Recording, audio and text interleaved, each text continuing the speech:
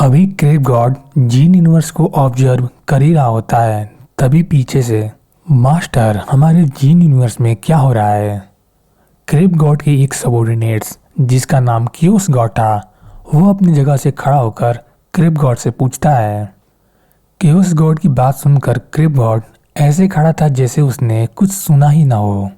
कुछ समय तक जीन यूनिवर्स को देखने के बाद क्रेब गॉड एक लंबी सांस लेता है और गॉड हॉल के दरवाजे की तरफ जाने लगता है।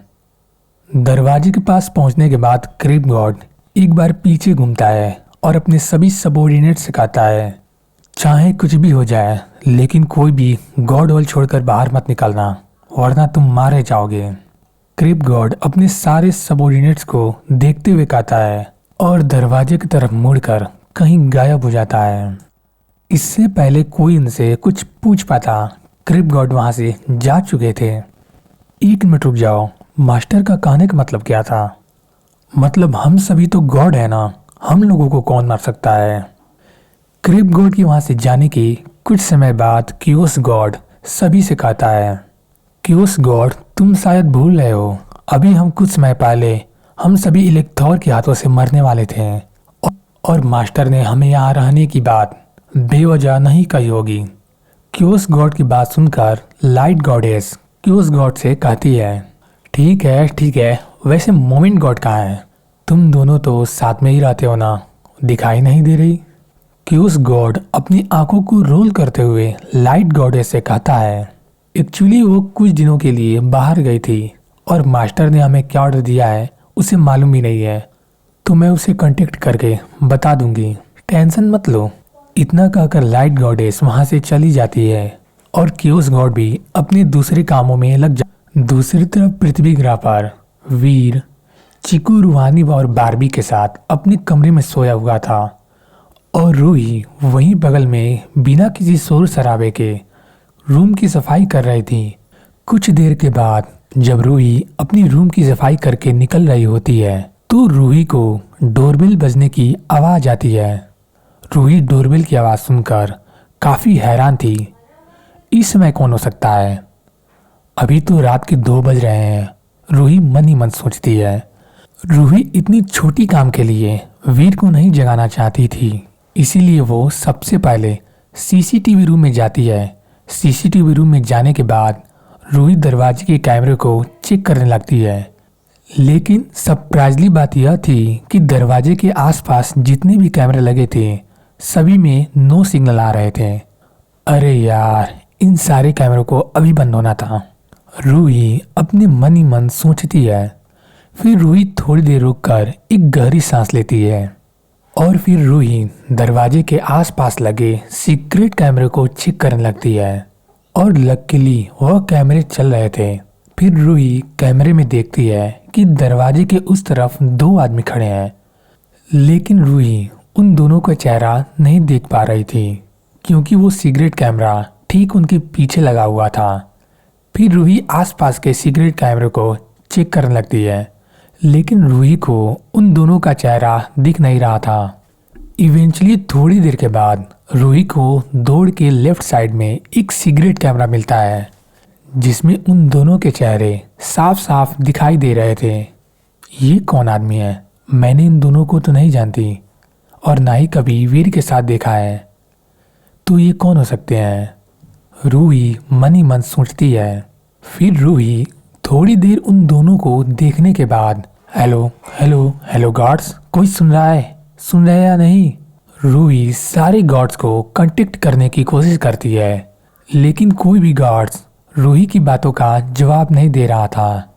रूही गार्ड्स के साथ कांटेक्ट करने की कोशिश कर ही रही थी, तभी डोरबेल दोबारा बजने की आवाज आती है। डोरबेल जैसे ही दोबारा बजता है, रूही डर के मारे चौंक उठती है। रूही इतना ज्यादा जोर से चौंकी थी कि दूसरे हाथ से उसका फोन नीचे गिर जाता है।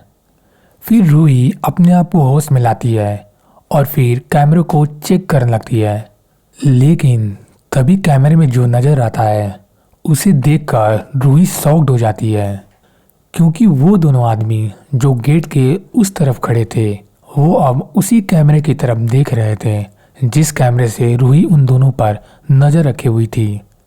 क्या अब इन दोनों को पता चल चुका है कि यहाँ भी एक सिगरेट कैमरा लगा हुआ है। रूही मन ही मन सोचती है। अभी रूही कुछ और भी सोचती, तभी वे आदमी कैमरे में देखकर बोलता है, मिस रूही, तुम अब हमें कितनी देर तक देखने वाली हो? जल्दी से दरवाज़ा खोलो, हमारे पास टाइम नहीं है। अब तो रूही को यह लग रहा था कि जैसे उसे चक्कर आने लगा है। फिर रूही जैसे तैसे अपने आप को संभालती है और फिर जिस कमरे में वीर सोया हुआ था उस कमरे की तरफ बढ़ने लगती है। लेकिन इतने में ही डोरबेल की फिर से आवाज़ आती है।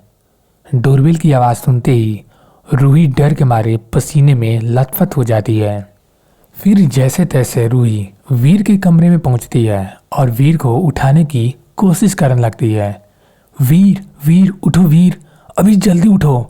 रूही को कोई भी आइडिया नहीं था कि वो वीर को किस तरीके से उठा रही है, क्योंकि रूही ने जब वीर उठो कहा था वीर तभी उठ गया था। लेकिन रूही वीर पर बिना ध्यान दिए वीर को किसी झूले की तरह झुलाए जा रही थी।